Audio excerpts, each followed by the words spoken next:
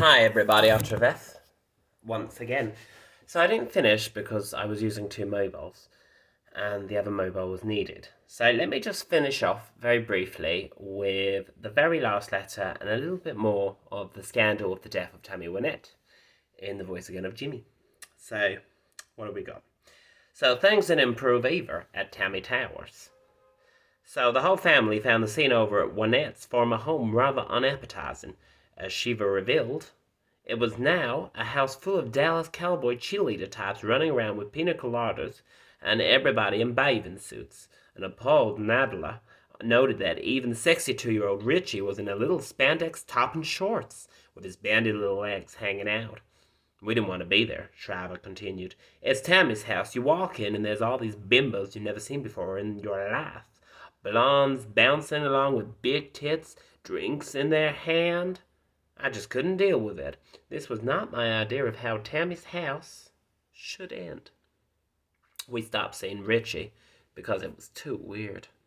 And then, 1 month later, we have the emergence of a woman called Sheila Slaughter.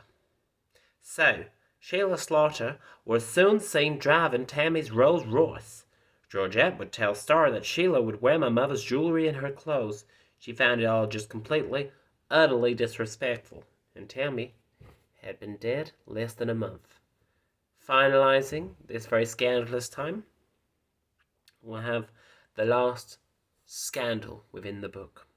On September 23rd, the Country Music Association voted Tammy into the Hall of Fame. Richie, looking slick in a typically garish black suit with tacky diamond piping, accepted the award on tape. May you sleep peacefully until I see you again, he instructed Tammy, before God blessing the watching minions, Allah the Pope. The very next day, the controversy surrounding Wynette's death was made public for the first time via a tabloid cover story. Tammy's kids demand new probe of her death, screamed the headline of the story by Roger Hitz in Star.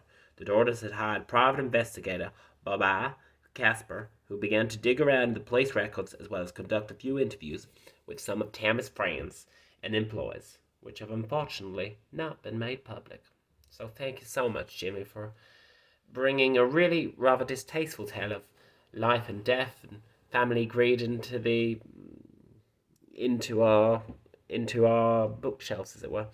The final letter, I think, is really his words of wisdom, his very final words of wisdom. And it's in a letter, of course. Dear Tammy, I hope you got your heavenly crown, one with plenty of jewels. Your friends all miss you. I look in their eyes and see a wreck on the highway. They never got to say goodbye, and they still feel guilty. Guilty they didn't save you. I know you'd give them a big hug if you could, and then feed them some of that chocolate pie of yours. Boy, do they still talk about that. Jones is going strong, singing, touring, and still bitching about how they ruined your music. Your daughters are hanging in there, although I hear one is cleaning houses. Really, Tammy, you should have given somebody that legal pad. Georgette would make you proud. She recently guest starred on a cable comedy show playing none other than Tammy Wynette. I bet you get a big kick out of that. Biographies. Do they ever sum up a life? I wish I could have written you a happy ending, Tammy. It just wasn't in the cards. Let's just play everybody apartment number 9 and call it a day.